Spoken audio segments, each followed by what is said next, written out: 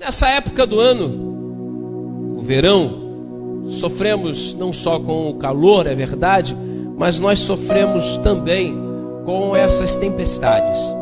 Nós sofremos com essas chuvas que vêm, de repente o céu fica escuro e desaba um temporal. E como se não bastasse alguma dessas chuvas, elas são chuvas de vento. E esse vento começa a levar um monte de coisa pelo caminho, começa a arrancar telha, começa a levar tampa de caixa d'água, começa a fazer um estrago. E nós ficamos sempre preocupados, nós ficamos tensos, porque nós não sabemos em que momento isso pode acontecer. A gente olha a previsão do tempo, eu não sei você, mas pastor tem mania de olhar a previsão do tempo no dia de culto, para saber se a chuva não virá na hora do culto, se a chuva não virá no dia do culto, porque isso impede as pessoas de estarem na casa do Senhor, isso atrapalha a chegada das pessoas. Pois é, então a gente sempre tem essa preocupação, mas às vezes, como eu costumo brincar dizendo, às vezes a mentirologia ela acerta, às vezes a mentirologia ela erra na previsão. Eu estou com aí uma aparência um pouco mais bronzeado, pois é, fui à praia ontem, fui curtir um dia de sol, coisa que há muito tempo eu não fazia. Mas eu fiquei olhando a semana toda para perceber se haveria sol no sábado. Eu falei assim, não é possível, eu não vou nem falar. Porque tu já falou, tu vai à praia, e aí quando chega no dia muda tudo. Aí tu fala, só porque eu falei. Foi só porque eu disse que ia para a praia. Comprei meu sungão novo, comprei meu maiô novo. Aí eu falei que ia, preparei o lanche para as crianças, fiz a marmita, botei o frango, caprichei na farofa. E aí a chuva veio e estragou tudo. E a gente teve que comer em casa mesmo. Pois é. E aí eu falo assim, não vou falar nada, deixa acontecer, deixa chegar no dia. E aí olhando a previsão do tempo tinha dito, quinta-feira, sol de 40 graus. Eu falei assim, misericórdia, meu Deus do céu, 40 graus na quinta-feira, mas pelo menos não tem chuva, amém. Os irmãos vão estar na igreja quinta-feira, glória a Deus. Sexta-feira, 40 graus, isso era na segunda. Sexta-feira, 40 graus. Sábado, sol. Falei, opa, tá bom o negócio, não vou falar nada, já deixa aqui na cabeça programado, praia sábado, vou curtir um dia de sol, maravilha. Tô meio desbotado, né? Porque a gente que é, né, marrom bombom, a gente fica meio desbotado quando não pega sol muito tempo, a gente vai ficando meio amarelado, vai desbotando. Pois é, falei, não, tem que tirar essa cor de desbotado, tem que ir pra praia. Aí quando foi na quarta-feira, aí eu assisti o jornal, o jornal falou assim, olha, a previsão mudou, fim de semana, sexta-feira vai ter pancada de chuva e sábado vai ser um dia com chuva. Falei, pronto, não é possível. Eu não falei nem nada para ninguém, que é para não dar azar. Aí eu não disse nem que eu ia ou que eu não ia. Aí quando foi na quinta-feira, aí a mentirologia foi lá e disse que a previsão mudou de novo. Eu falei, olha, vocês decidem aí, é par ou ímpar, ou chove ou não chove no sábado. A gente fica olhando, eu fico acompanhando, aí não choveu, maravilha, mas quando chove, irmão, quando você começa a ver aquela nuvem negra formando, quando você começa a ver aquele tempo fechando, você pensa assim, pronto, vai chover, vai inundar, vai alagar, vai encher tudo. Nós passamos uma vez aqui, foi em dezembro de 2016, nós preparamos o culto das redes, nós programamos tudo, enfeitamos a igreja e fizemos a divulgação. Quando foi no dia do culto, uma segunda-feira, num culto especial, irmão, mas choveu tanto. Eu falei assim, meu Deus do céu, eu acho que o Senhor não entendeu o que era o propósito do culto, lançar a rede, mas a gente não precisava de água não, Senhor, para lançar a rede não. Era as almas, os peixes eram as almas. Acho que Deus falou, não, então a lançar a rede tem que ter peixe, tem que ter água. E mandou, foi água nesse dia. A gente não conseguiu, a gente ficou ilhado dentro da igreja. Quem chegou, quem não chegou ficou do outro lado, porque não conseguimos realizar o culto naquele dia. Transferimos depois. São os problemas que uma tempestade pode causar. Mas o que eu quero falar aqui não são sobre as tempestades, não são sobre as enchentes, são sobre os vendavais. O vendaval faz um grande estrago por onde ele passa. O vendaval faz um estrago porque ele arranca o que não deveria arrancar, ele tira do lugar o que não deveria tirar, e depois ficam-se os lamentos, depois fica-se a tristeza daqueles que perderam o que tinham. Fica a dor no coração daqueles que viram, de repente, sua casa destelhada e a chuva então passando a inundar tudo. E eu fico olhando para esse texto e observo que os vendavais da vida, eles acontecem conosco. Nós sofremos muitos vendavais na nossa vida. Mas existem algumas lições e eu quero mostrar, à luz das Escrituras, o propósito dessas tempestades, o propósito do vendaval na nossa vida. Porque Deus não permite que eu e você passemos por um vendaval por passarmos, por simplesmente sofrermos com um vento forte, com uma ventania. Não, Deus permite, e nós temos que extrair lições dos vendavais. E eu quero falar sobre algumas lições. Eu quero olhar com você algumas lições. Primeiro, entenda que os vendavais surgem inesperadamente. Você não está esperando, daqui a pouco passa um vento. E aí você, opa, é um vento normal. Daqui a pouco esse vento vem mais forte, inesperadamente começa então uma ventania louca, e aí você não tem mais o que fazer. Ou seja, você não consegue prever um vendaval. Você não consegue dizer assim, não, agora vai ventar. Não, agora não vai ventar. Não, agora vai parar o vento. Não, você não consegue prever. Os vendavais surgem inesperadamente. Os vendavais, eles são inevitáveis. Não há nada que você possa fazer para evitar um vendaval na sua vida. Não há nada que você possa fazer para evitar um vendaval de forma natural. O vento forte, ele vai soprar, isso é inevitável. Você não consegue impedir que isso aconteça. O vendaval, ele também é imprevisível. Não se pode prever. A mentirologia, ela fala rajadas de vento. E aí você espera as rajadas de vento e não tem rajada de vento. Aí você não está esperando rajada de vento, diz que é só uma chuva forte e daqui a pouco vem as rajadas de vento. Esses dias assistindo um vídeo, não lembro em que país que foi, não sei se foi no Japão, na China, foi um lugar desses aí com a turma do olho puxado, a moça com um carrinho e não conseguia atravessar a rua. Não estava chovendo, mas o vento que estava batendo naquele lugar, as pessoas não estavam conseguindo atravessar a rua. O rapaz saiu capotando porque o vento era forte e o derrubou. Pois é, não havia coisa alguma que ele pudesse fazer para prever aquele vendaval. Eles são imprevisíveis. Os vendavais também, ouça isso, os vendavais também são inadministráveis. Não se pode administrar um vendaval. Não se tem como administrar. Não, nós vamos administrar desta maneira, nós vamos fazer um plano de contenção assim, nós vamos criar uma estratégia para segurar o vento e o vento vai fazer a curva. Você não consegue administrá-lo. Ele vem, ele sopra, ele leva o que tem que levar e não há nada que eu e você possamos fazer.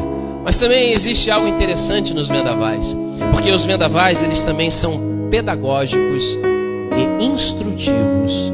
E é sobre isso que eu quero olhar com você, sobre essa pedagogia dos vendavais, sobre os ensinamentos que eu e você podemos tirar dos vendavais da vida. Eles são instrutivos porque nós podemos receber instruções e olharmos com maior atenção para não incorrermos em alguns erros e não nos desesperarmos quando um vendaval soprar em nossa vida. O que eu quero dizer para você é que ninguém está imune a um vendaval. Ninguém está imune a um vento forte na sua vida. Talvez seja o vendaval da enfermidade.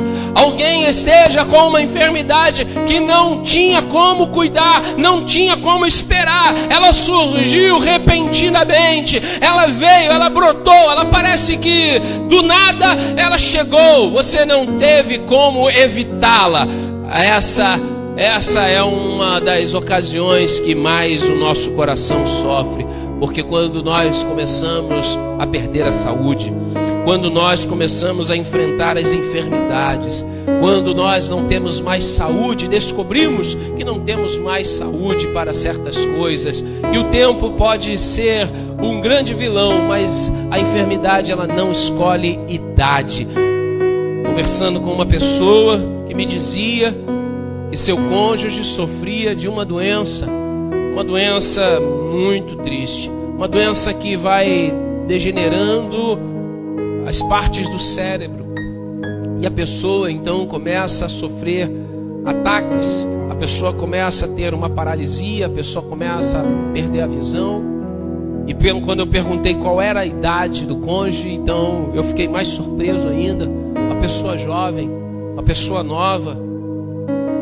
E aí, compartilhando o vendaval da enfermidade que havia assolado o seu lar, a saúde da sua companheira. Eu fico pensando naqueles que sofrem com o vendaval do desemprego. Um tempo como o nosso, em que o país vem passando por inúmeras crises, por falta de uma administração correta, por um governo incompetente, por pessoas corruptas e pessoas que se permitiram corromper, pessoas que estão lá e que deveriam estar lutando em favor das causas do povo, mas estão ignorando o povo. Não se esqueça, esse ano é ano de eleição, preste atenção no que você vai fazer com o seu voto, porque há muitas pessoas que quando vai chegando perto das eleições vão trocando seus votos por favores, igrejas que vão trocando seus votos, vão comprando os membros com promessas de obra, de fazer isso, de fazer aquilo. Meu irmão, minha irmã, acredite, político nenhum vai mudar esse país. O que pode mudar esse país é Jesus, através de homens e mulheres de caráter transformado pela palavra de Deus. Tem gente boa? Tem, mas tem muito picareta.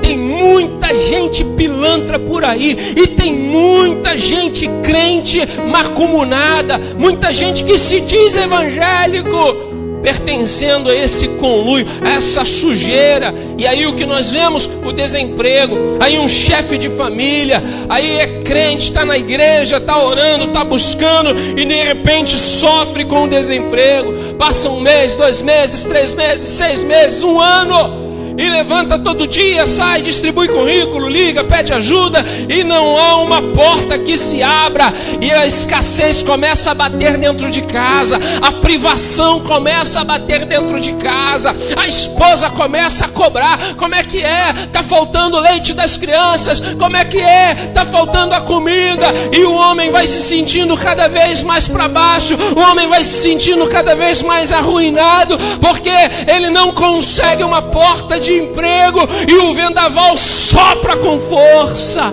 e daqui a pouco chega a crise conjugal. Daqui a pouco o casamento que era flores casou-se no céu, e daqui a pouco vive-se o inferno das emoções, acusação para tudo que é lado, apontamento para tudo que é lado. São mulheres fazendo dos seus maridos o centro do universo de suas vidas. São maridos fazendo de suas mulheres o centro do universo de suas vidas. Quem tem que ser o centro do universo da sua vida, no seu coração, chama-se Jesus Cristo. Se Jesus não for o centro, meu irmão, seu casamento vai sofrer com um vendaval, vai bater, vai soprar e vai balançar. E cuidado para de repente não arrancar do lugar. Pode ser o vendaval da crise financeira. Cartão de crédito estourou, já está no cheque especial já há não sei quanto tempo, é uma bola de neve. O dinheiro já não pode nem mais cair na conta, porque se cair na conta o banco já fica já com o pagamento inteiro. E aí já tenta buscar um outro empréstimo, aí já não consegue mais tirar um empréstimo no nome, aí já tem que usar o nome, tadinha delas, das aposentadas. É a sogra que vai, é o sogro que vai emprestar um CPF para salvar aquela família. Aí faz o empréstimo em 60 vezes para pagar em suaves prestações. A pessoa já está quase morrendo com o empréstimo e está lá pagando. Mas aí pega o empréstimo na conta da sogra para pagar o empréstimo que ele fez no banco. Aí ele pega, paga, daqui a pouco ele fala assim: não está dando certo isso, porque aqui está aumentando a conta. E quando vê, já está com a vida financeira completamente enrolada. Quando vê, já está mergulhado no vermelho, já não consegue mais se livrar do cartão de crédito, o demônio de plástico. Mas ele não é um demônio de plástico, o cartão de crédito tem um limite. Aí bota lá o banco feliz da vida. Vai ser coisa do capeta. O banco fala assim: vamos dar um limite. Vamos aumentar o limite dele para ele se enrolar um pouco mais. Irmão, qual é o teu limite para tu gastar?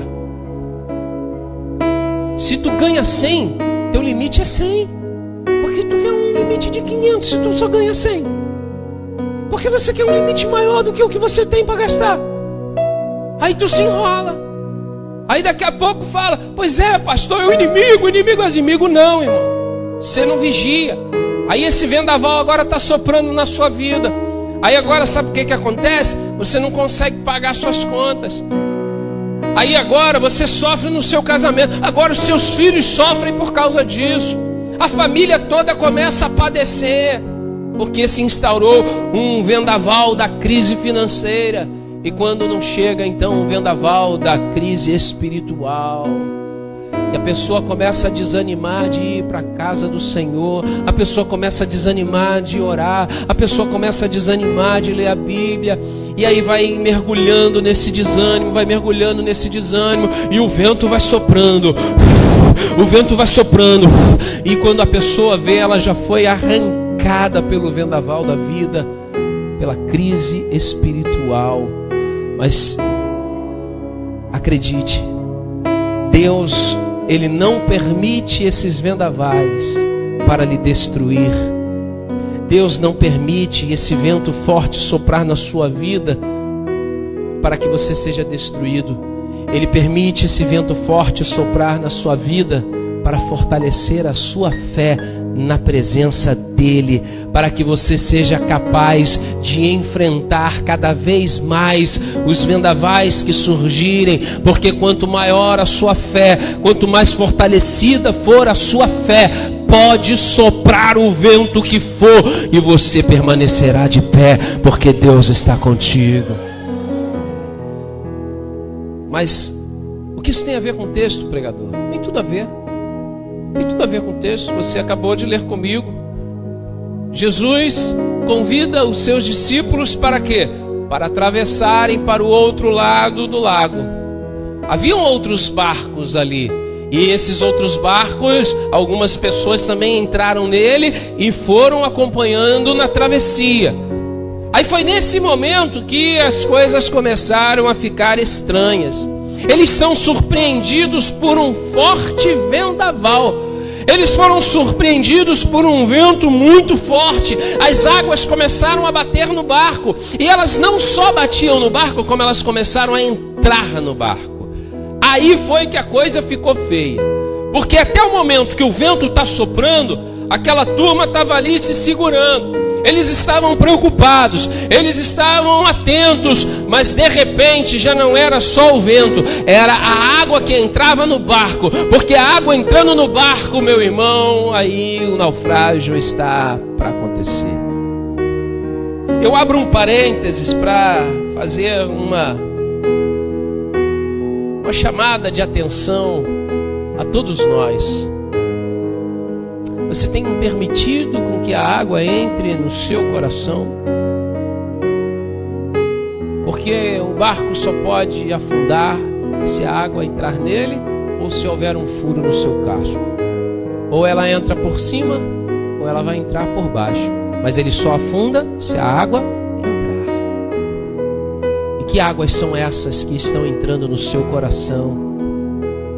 Que águas são essas que estão querendo fazer você naufragar na sua vida, na sua caminhada? Identifique onde está o furo no casco do seu coração, no casco do barco do seu coração. Mas voltando aqui para o texto, aqueles homens começaram a ficar desesperados. O desespero deles foi tão grande que eles acharam que iam morrer.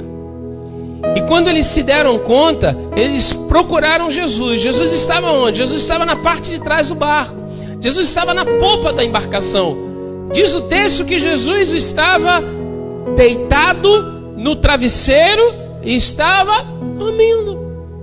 Jesus estava cochilando na parte de trás do barco, na popa do barco.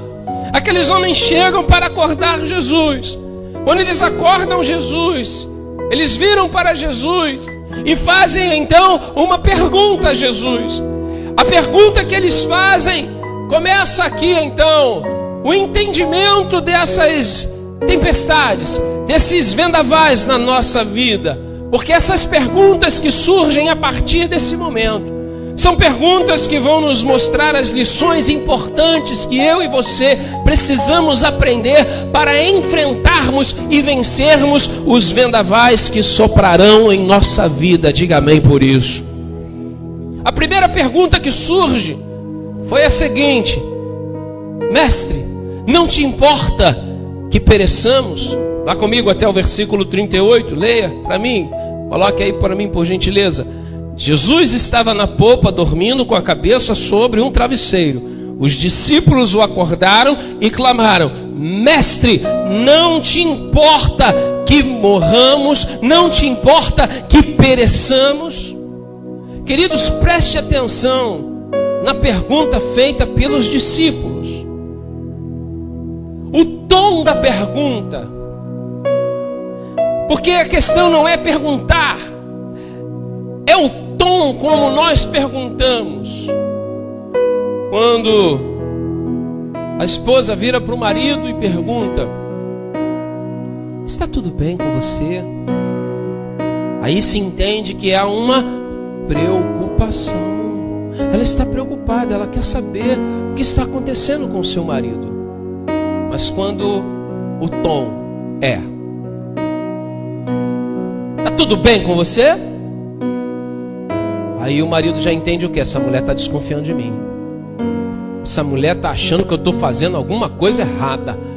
Essa mulher está pensando o que eu estou aprontando.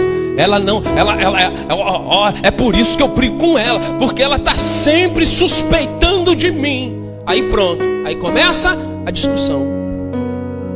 O tom da pergunta muda todo o cenário da pergunta. Aqueles homens, eles entoaram esta pergunta com um tom de acusação. Como assim, pastor? Um tom de acusação? Porque em outras palavras, o que eles estavam querendo dizer para Jesus era: o senhor não vai fazer nada não? O senhor está aí dormindo, a gente está aqui desesperado com as canecas botando água para fora, o senhor está aí cochilando, o senhor não vai fazer nada não? O senhor que cura os outros não vai deixar a gente morrer? Porque a pergunta deles foi: não te importa? O que eles estavam querendo dizer com a pergunta é: Jesus, você não está nem aí para a gente não? Jesus, você não vai fazer nada não? Jesus, você tem que fazer alguma coisa. Nós vamos morrer. Acredite, igreja, em muitas ocasiões nós agimos como aqueles discípulos. Nós acreditamos, nós falamos com o nosso coração, talvez não com a nossa boca, mas com o nosso coração. Muitas vezes nós chegamos a dizer que Deus não está fazendo nada, que Deus não está agindo coisa nenhuma, que Deus não está resolvendo o problema. Eu orei ontem, aí hoje eu fui orar e já falei para Deus: o Senhor também não faz nada, o Senhor também não está vendo o que eu estou passando. Uma vez um amigo, falando da luta com a sua esposa, e ele compartilhando os desafios que ele enfrenta, os desafios naturais do casamento. E aí eu falei: rapaz, mas que prova, hein? E aí ele virou e disse assim: eu falo para Deus, foi a mulher que tu me deste. Irmãos, tem momentos na nossa caminhada que a gente põe em xeque a nossa fé. Aqueles discípulos viram tudo o que Jesus estava fazendo, presenciavam tudo o que Jesus realizava, mas no fundo, eles estavam duvidando. Você já viu muitos milagres de Deus acontecer, sim ou não? E por que você ainda tem dúvida? Por que você ainda continua se desesperando? Por que você ainda continua que Deus não está resolvendo nada na sua vida?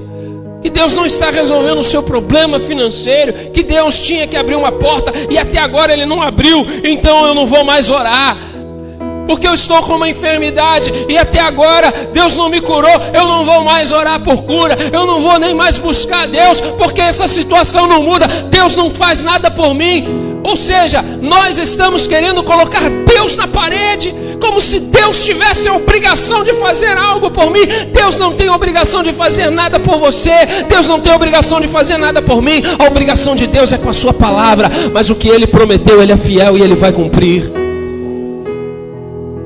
Acusamos Deus. Às vezes nós criamos os vendavais dentro da nossa casa e acusamos Deus de não estar resolvendo o problema. Botamos a culpa em Deus, porque não sabemos nos relacionar uns com os outros e achamos que a culpa é de Deus. Queremos sempre que o outro mude, mas nunca pedimos a Deus para nos mudar. Queremos sempre que o outro seja melhor, mas nunca falamos para Deus: Deus, transforma a minha vida. Se realmente eu preciso mudar, então que a mudança comece em mim. Aqueles discípulos estavam acusando Jesus de que Jesus não estava fazendo absolutamente nada. Talvez nessa noite você esteja passando por um vendaval muito intenso e esteja com essa pergunta no seu coração: por que Deus não está fazendo nada? Será que Deus não vai mesmo me ajudar? Então eu não vou mais à igreja, eu não vou nem mais dizimar, porque Deus não está fazendo nada. Então quer dizer que você estava fazendo isso pensando em algo em troca? Não se faz barganha com Deus, não se pode comprar a Deus. Deus não está à venda. Deus sonda e conhece os nossos corações. Aqueles discípulos, eles fizeram esta pergunta porque na verdade, queridos, tinha uma razão, algumas razões, melhor dizendo. Algumas das razões porque eles fizeram aquela pergunta é como nós muitas vezes também nos perguntamos, é como nós muitas vezes também nos colocamos. Como entender que eu estou vivendo uma crise? Como eu vou entender que eu estou vivendo uma crise quando na verdade eu estou buscando a Deus? Como é possível estar vivendo com Deus e agora enfrentando um vendaval na minha vida? Como conciliar a minha urgente necessidade de ser abençoado com a demora da intervenção divina? Porque era isso que estava talvez passando na cabeça daqueles discípulos. Eles acreditavam no seguinte: nós estamos com uma urgência, esse barco vai afundar, nós estamos com uma urgência muito grande. E agora, o que vai acontecer conosco? Nós precisamos de uma intervenção divina rápida. Você olha os vendavais soprando na sua vida e você começa a pensar: eu vou morrer. Jesus tem que agir logo. Eu já ouvi crente dizer isso. Não, Jesus tem que agir logo. Jesus tem que agir logo. Que se Jesus não agir logo, se Jesus não agir logo, o quê? Vai fazer o quê? Vai se desviar, vai sair da igreja, vai para o mundo, vai voltar às práticas que não deve? Vai fazer o quê? Vai brigar com Deus, vai chamar Deus para um ringue? Vamos lá, Deus, um tete a tete aqui nós dois. Não há nada que nós possamos fazer. Tudo é na hora, tudo é no tempo, tudo é no momento de Deus. Ele tem todas as coisas no controle de suas mãos. Deus controla a nossa vida. Coloque-se diante de Deus, aceite o agir de Deus no tempo dele, na hora dele, na vontade dele. Muitas vezes nós temos que lidar com a nossa crise mais aguda, enquanto Deus está em total silêncio. Tem crente que quando vai orar, diz assim: olha, eu estava orando e eu senti a presença de Deus. Por quê? Porque eu senti um arrepio. Aí quando ele está no vendaval, ele ora, nem um arrepio ele sente. Ele não sente nada. Não sopra nem um ventinho quente para ele sentir alguma coisa. Aí temos a sensação, sabe de quê? De que Deus está em silêncio, de que Deus se calou, de que Deus agora não quer mais falar comigo, porque Deus não quer mais falar comigo. Aí a gente entra em crise achando, Ele não me ama mais, Deus não me ama, Ele não me ama, porque Ele não fala mais comigo, eu não sinto mais a sua presença. Quando eu vou orar, o que eu sinto é uma grande solidão, porque na verdade, queridos, nós temos que aprender a lidar com essas nossas crises no silêncio de Deus, porque quando Deus está em silêncio, Deus também está trabalhando.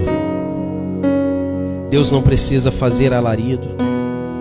Ouça, igreja, o silêncio de Deus grita mais alto do que os trovões de uma tempestade. Quando Deus se cala, é porque de fato algo que está por vir é algo grande que vai glorificar o nome dEle na nossa vida. Mas eu e você precisamos entender que Deus não nos promete a explicação de nada. O que tem de gente querendo explicação de Deus, mas por que Deus? Quando aquele acidente aconteceu com os jogadores daquela equipe lá de Chapecó, a pergunta era, por quê? Por quê? Porque uma mãe é capaz de pegar o seu próprio filho e permitir que o padrasto moleste, violente, ela não faça nada. Por quê? Porque um homem é capaz de chegar em casa e bater na família, espancar a mulher e depois jogar fogo na casa e matar todo mundo dentro dela. Por quê? Porque essas tragédias acontecem, porque essas coisas, nós queremos explicação. Deus, por quê? Porque Deus permite isso, porque Deus permite aquilo. Eu falava na última quinta-feira sobre a frase que eu li de um amigo, um pastor amigo, falando de uma senhora que estava há muitos anos doente. E aí ele coloca uma foto e escreve um texto, mas quando ele começa o texto, ele diz assim, e agora fulana de tal, ela está curada. E aí ele, no decorrer do texto, ele diz que ela partiu para o Senhor. Ela está com o Senhor. Deus não nos promete explicações, Deus nos promete livramento. E o livramento de Deus não é um livramento só de uma bala perdida, não é livramento apenas de alguém tramando contra você, é o livramento do inferno, livramento da morte, livramento daquilo que a condenação eterna pode ocasionar. Deus nos dá o livramento para que nós possamos um dia estar com Ele nos céus. Deus nos dá o livramento para que nós possamos um dia estar com Ele na glória, habitando eternamente para todo sempre. Ele não nos promete explicações, Ele nos promete livramento do pecado, da justiça e do juízo. Ele nos promete livramento, e quando Ele nos promete livramento, Ele está falando de salvação. A salvação de Deus veio sobre a tua casa, a salvação de Deus veio sobre você, a salvação de Deus veio sobre o teu lar, a salvação de Deus veio sobre os teus filhos, a salvação de Deus veio sobre o teu marido, sobre a tua esposa, sobre o teu pai, sobre a tua mãe. A salvação de Deus veio sobre ti, meu irmão, porque isso é livramento. O livramento não é apenas o livramento de um acidente na caminhada, no percalço, não. O livramento, meu irmão, é o livramento do poder do pecado, e Ele nos libertou do poder do pecado através do seu Filho Jesus Cristo. Então, quando Ele está em silêncio, lembre-se da crucificação, porque Jesus disse: Deus meu, por que me desamparaste? Jesus ouviu ecoar pela eternidade o som do silêncio do Pai. O único momento na história em que o Filho não pode ouvir o Pai.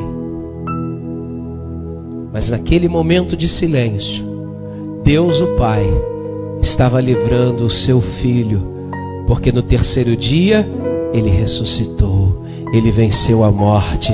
E se Ele venceu a morte, essa é a razão de estarmos aqui, porque o seu livramento alcançou as nossas vidas. Você pode dizer glória a Deus por isso? Aleluias. Só que essa primeira pergunta foi feita pelos discípulos. Surge agora uma segunda pergunta. Mas a segunda pergunta que surge não são mais os discípulos que fazem.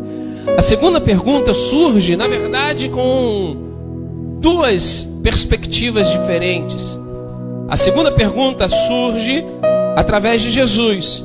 E aí então ele faz a seguinte pergunta: por que sois tímidos? Como é o porquê vocês não têm fé? Por que sois tímidos? Como é que vocês não têm fé? Vá comigo no versículo de número 40, coloque para mim, por favor, olha o que ele disse. Então perguntou aos seus discípulos: por que vocês estão com tanto medo? Ainda não têm fé? Irmãos, pare para pensar por um momento. Coloque-se no lugar desses discípulos por um instante. Porque às vezes a gente lê a Bíblia, a gente lê as Escrituras e a gente faz um julgamento, eu diria, não natural, mas um julgamento equivocado. Com frequência fazemos isso porque a gente olha e diz: ah, não, mas aí, né, eles estavam lá com o Filho de Deus. Alguns pregadores até incitam as pessoas dizendo: não, eu não pode ter medo. Pois é, mas quando você está lá, diante da situação, diante do momento, qual seria a sua reação? A gente tem que usar mais de empatia. Muitas vezes nos ferimos na igreja, muitas vezes nos ferimos nos relacionamentos, porque não usamos a empatia, porque não nos colocamos no lugar do outro. Sempre consideramos que o outro já sabe ou que o outro entendeu. Às vezes o que eu digo e o que você entende há uma farta distância. Às vezes entre o que eu falo e o que você ouve há um grande abismo. Porque eu posso estar dizendo algo e eu sei o que eu quero dizer, mas eu não sei se você entendeu o que eu quis dizer. Imagine pregando aqui para várias pessoas. Eu não faço a menor ideia de como a palavra está promovendo algum efeito no seu coração. Eu não faço a menor ideia. Eu não faço a menor ideia de como você está ouvindo a palavra. Eu não tenho a menor ideia. Mas a minha oração sempre é: Senhor, que não seja eu, mas seja o Senhor falando. Porque o Senhor, Deus, sempre sabe como falar. O problema é que eu tenho que orar também, pedindo a Deus: Senhor, me faça entender corretamente o que o Senhor quer dizer. Porque às vezes Deus está falando certo, mas a gente é assim mesmo, está entendendo tudo errado. Às vezes Deus está falando uma coisa e a gente já está tomando para o coração algo diferente. Aqueles homens estavam numa condição atípica. Eles estavam com o barco cheio d'água. Eles estavam prestes a naufragar. E será que se nós estivéssemos no lugar deles, nós também não nos sentiríamos assim? Na verdade, a razão da pergunta de Jesus estava pautado numa promessa. Jesus faz a pergunta a eles: por que vocês estão com tanto medo? Vocês ainda não têm fé? Jesus não estava fazendo essa pergunta para criticá-los. E é interessante, queridos, porque muitas mensagens sempre dão a entonação da pergunta dos discípulos como uma pergunta num tom ameno e a pergunta de Jesus num tom crítico. Vocês não têm fé, homens de pequena fé. Mas quando eu olho para esse texto, eu penso no contrário. O tom crítico está na pergunta dos discípulos: não te importa que pereçamos? O Senhor não vai fazer nada, vai deixar a gente morrer aqui mesmo? E a pergunta de Jesus, ela não tem um tom crítico, ela tem um tom de promessa. Um tom de promessa, um tom de promessa. Porque na verdade a razão da pergunta de Jesus estava pautada em uma promessa. Volte comigo no versículo 35 do texto de Marcos capítulo 4, você vai entender por que havia uma promessa. Leia comigo. Naquele dia, ao anoitecer, disse ele aos seus discípulos: vamos atravessar para o outro. Vamos fazer o quê? Atravessar para o outro lado. Sabe o que isso quer dizer? Que ninguém ia afundar, que ninguém ia ficar pelo caminho, que ninguém ia perecer, que ninguém ia morrer, porque Ele já tinha dado a palavra dele que todo mundo ia chegar do outro lado. Você está entendendo? Diga amém.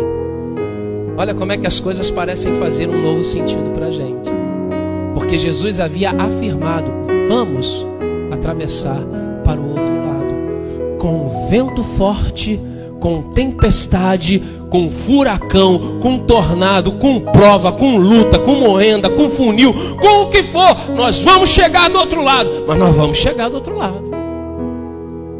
Jesus está falando para a gente nesta noite: meu irmão, tu vai chegar do outro lado. Você vai atravessar. Eu já disse que nós vamos chegar juntos. Nós vamos chegar juntos. Para com esse desespero. Por que você ainda não tem fé? Você não prestou atenção na minha promessa. Jesus não está os exortando. Jesus está chamando a atenção deles para eles se lembrarem do que Ele disse no início. Ei, pegue o barco, nós vamos atravessar e nós vamos chegar do outro lado. O tom da pergunta de Jesus tinha esse cunho. Jesus não está nos ensinando sobre o vendaval. Jesus está nos ensinando todos os dias dentro do próprio vendaval. Jesus não nos ensina por meio do medo, Ele nos ensina por meio da fé. Então por que temos medo? Por que nos apavoramos tanto? Eu não posso, eu não devo ter medo. Por quê? Por que, pregador, eu não devo ter medo? Simples. A razão e a resposta à pergunta é esta: porque a presença de Jesus no barco jamais permitiria que ele afundasse. Tem um diácono na igreja que sempre me fala: Jesus está no barco. E eu digo: ai de nós. E aí quando eu encontro com ele eu pergunto: Jesus está no barco? E aí ele responde: ai de nós. Porque o barco não afunda, porque quem está dentro dele é Jesus. Então eu não tenho que ter medo. Eu não tenho que ter medo, por quê? Porque Ele disse, Ele prometeu: todos os dias estarei com vocês. Então se Ele prometeu que todos os dias estaria comigo, Ele não vai me deixar afundar, Ele não vai me deixar naufragar, Ele não vai me deixar morrer, porque Ele está comigo todos os dias. Por isso eu não posso ter medo, por isso eu não tenho medo. Eu não tenho medo porque Ele não me prometeu ausência de tempestades. Ele me prometeu que passaria cada uma dessas tempestades comigo. Ele não me prometeu fazer com que as tempestades fugissem, mas Ele prometeu que quando elas chegassem, Ele faria com que o vento se acalmasse. É promessa. Eu não devo ter medo porque o seu nome é Emanuel. E sabe o que é Emanuel? Você sabe. É Deus conosco.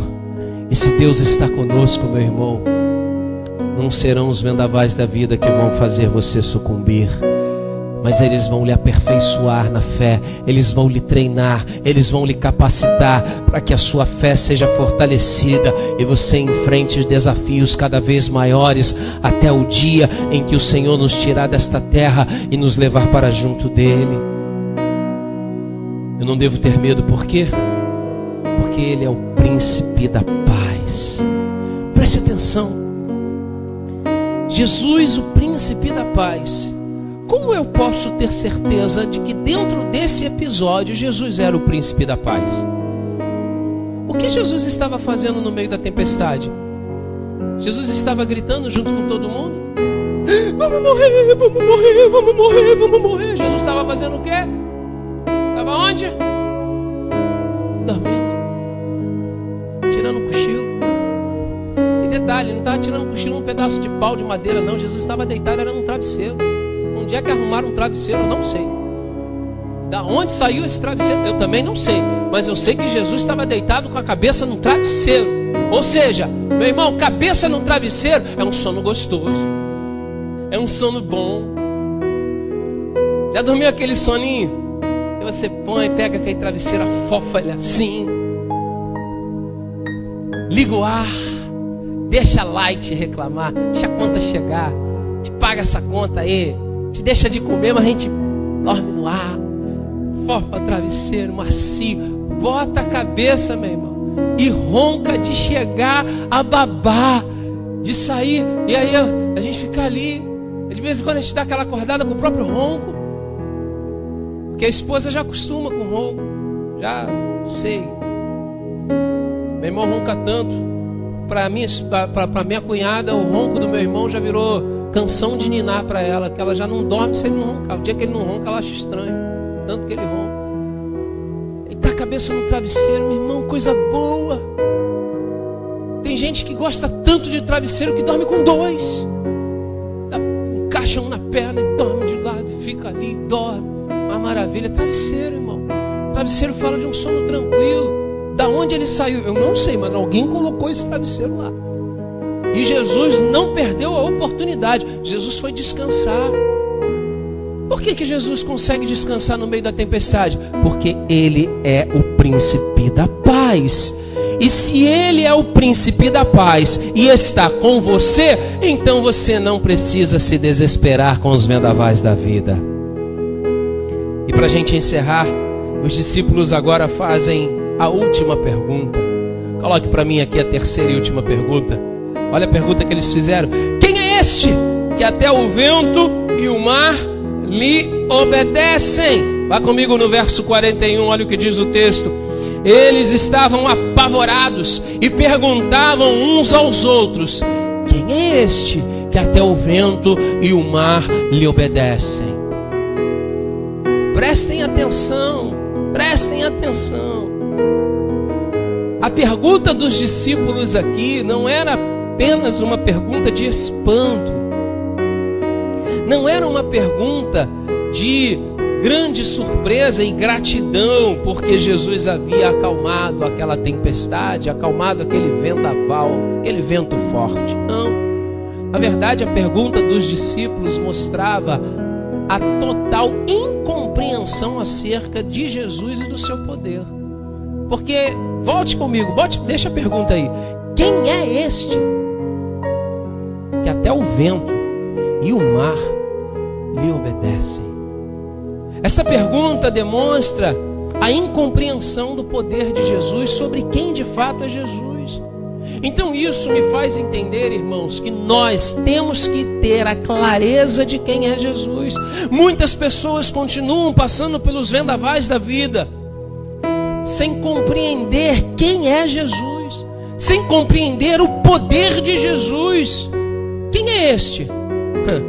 Este é aquele que os profetas profetizaram. Quem é este? Este é aquele que veio trazer libertação aos cativos. Quem é este? Este é aquele que decidiu morrer e se entregar pelos nossos pecados. Quem é este? Este é aquele que ressuscitou dentre os mortos para nos dar a vida eterna. Este é Jesus. E após o vendaval, não tem o que fazer, meu irmão. Vem a bonança. Vem a bonança, pastor. O que é a bonança? Veja a bonança se fazendo no texto. Volte comigo, verso 39. Olha o que disse, o que aconteceu no encerramento desse episódio. O versículo não está aí, mas abra aí na sua Bíblia para você ler. Olha aí na sua Bíblia o que diz o verso 39. Olha o que aconteceu. Jesus fez o quê? Ele se levantou. Ele se levantou, repreendeu o vento e disse ao mar: aquiete-se, acalme-se. O vento se aquietou e fez-se completa a bonança. A bonança vem após a ordem de Jesus.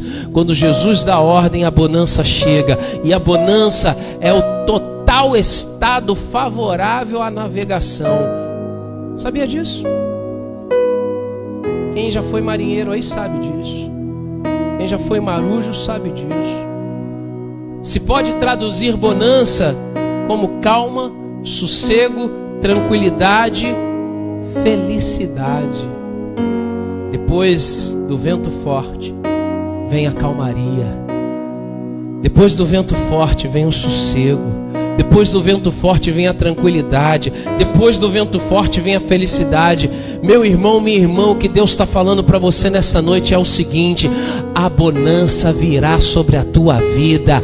Vai chegar a calma, vai chegar a tranquilidade, vai chegar a felicidade, porque o Senhor fará acalmar esse vento forte que está soprando na sua vida, a partir do momento que você compreender quem de fato é Jesus e o poder que Jesus tem sobre os vendavais da vida. Para nós lidarmos com esses ventos fortes que surgem, o que nós precisamos entender é que eles são para nos fortalecer a fé. Quando Deus está em silêncio, não significa que Ele não está operando, que Ele não está agindo. Pelo contrário, Ele está trabalhando porque Ele se importa com você.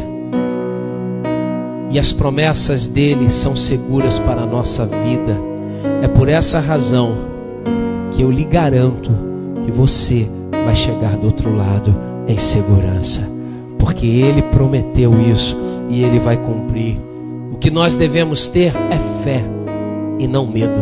O convite de Jesus é para que eu e você tenhamos fé e não medo. Fique firme, meu irmão. Fique firme, minha irmã. Creia. Creia que Jesus tem poder para fazer parar todo o vendaval no momento e na hora dele. Que Deus os abençoe em nome de Jesus.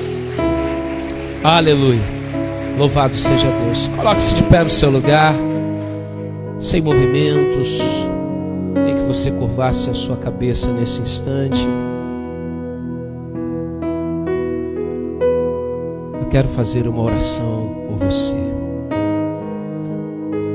Amado Deus e poderoso Pai, diante da Tua palavra ministrada, diante da Tua palavra pregada,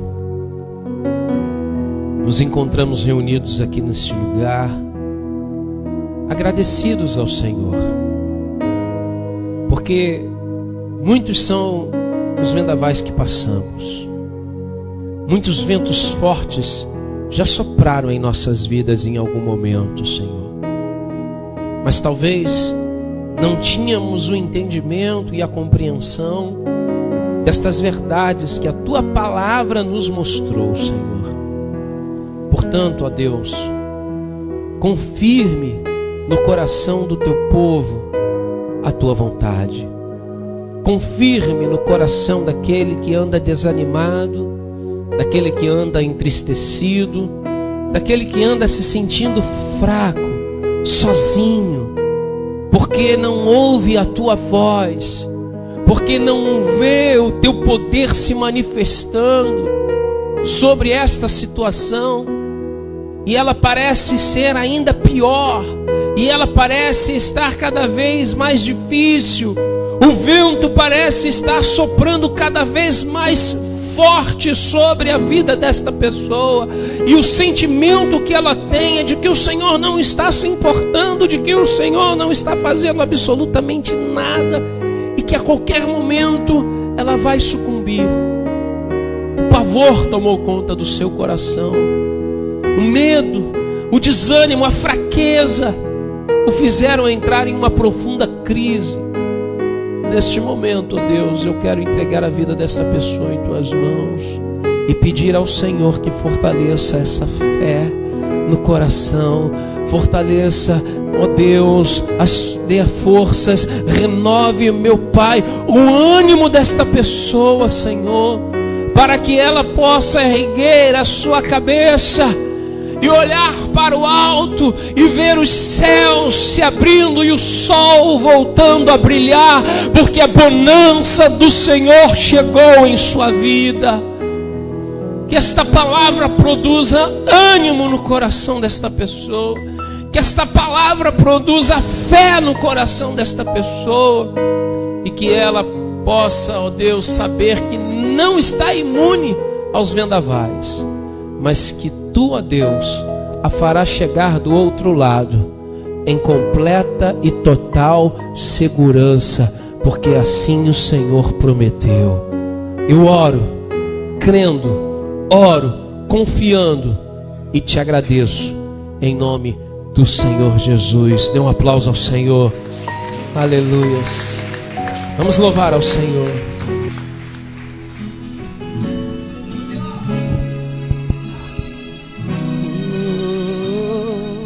Declare. Se o sol se pôr e a noite chegar, tu és. Diga. Quem me guia. Se a tempestade me alcançar, tu és meu abrigo. Se o mar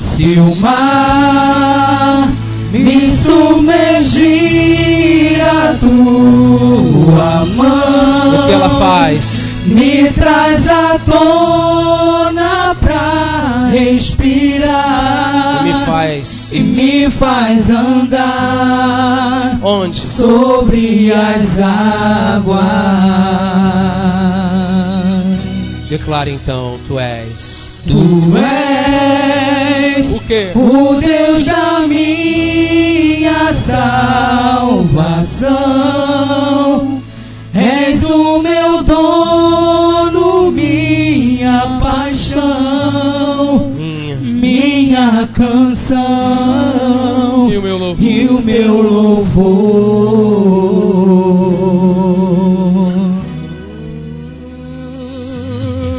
Se o sol se pôr e a noite chegar, declare, tu és quem me guia. Se a tempestade me alcançar, tu és meu abrigo. Se o mar me submergir, a tua mão me traz à tona pra respirar e me faz andar sobre as águas.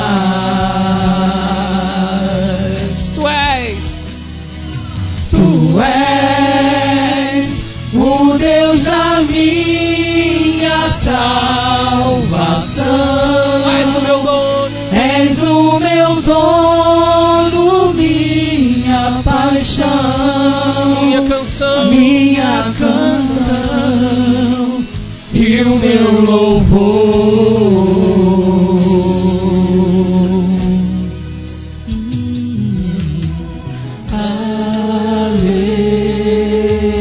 Aleluia. Levante suas mãos ao céu, se você puder. E declare isso a Ele.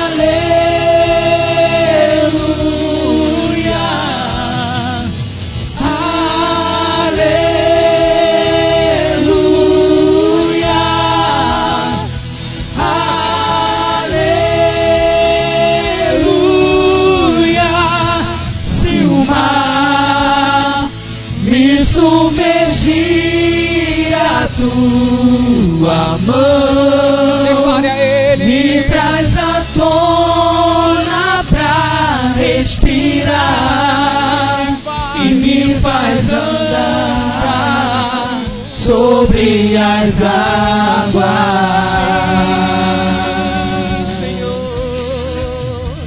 Tu és o Deus da minha salvação,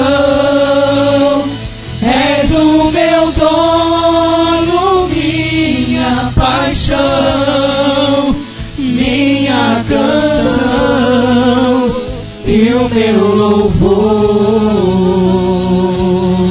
Oh, Senhor, declare. Aleluia.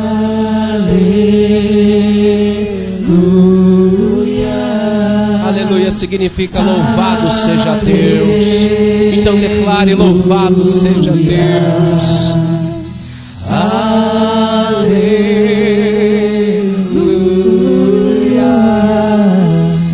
aleluia.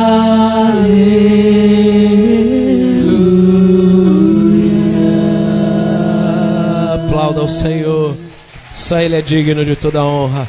Só Ele é digno de toda glória e de todo louvor. Você pode dizer glória a Deus?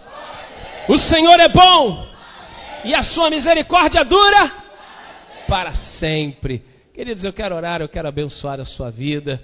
Terça-feira vem estar conosco, culto de oração, vem orar, venha buscar a presença do Senhor. Vamos estar clamando neste lugar. Quantos foram abençoados aqui, diga amém. Glória a Deus por isso. Coloque sua mão sobre o seu coração, feche seus olhos. Obrigado, Deus, por este culto, por esta reunião, que podemos render a Ti, que podemos prestar a Ti, que podemos celebrar o Teu nome neste lugar. Agora eu te peço, ó Pai, leva-nos em paz para os nossos lares, guardados, cuidados, protegidos, debaixo da Tua potente e poderosa mão, ó Deus. Dá-nos uma noite de descanso, de sono tranquilo, como aquela que Jesus teve no barco, Senhor, mesmo com as tempestades, mesmo com o vento forte, Ele estava ali descansando, porque Ele é o príncipe da paz. Que esta paz possa estar em nosso coração, que esta paz esteja presente no nosso trabalho, que esta paz esteja presente em nossa casa, que esta paz esteja presente, Senhor, em nossa caminhada, em nossa vida, ó Deus. Eu declaro, Senhor, sobre a vida dos meus irmãos, uma semana de vitória, uma semana de portas abertas, uma semana de milagres, ó Deus, uma semana do Teu sobrenatural, ó Pai, para que se confirme a Tua vontade e se manifeste a Tua bênção. Que o amor de Deus, que a graça do nosso Senhor e Salvador Jesus Cristo, que a doce comunhão e consolação do Espírito Santo seja sobre a tua vida, meu irmão, minha irmã, não só hoje, mas para todo sempre. O povo de Deus que crê, diga, dê um forte aplauso ao Senhor. E antes de você sair, não deixe de dar um abraço no seu irmão, não deixe de cumprimentá-lo. Vá na paz, que Deus te abençoe rica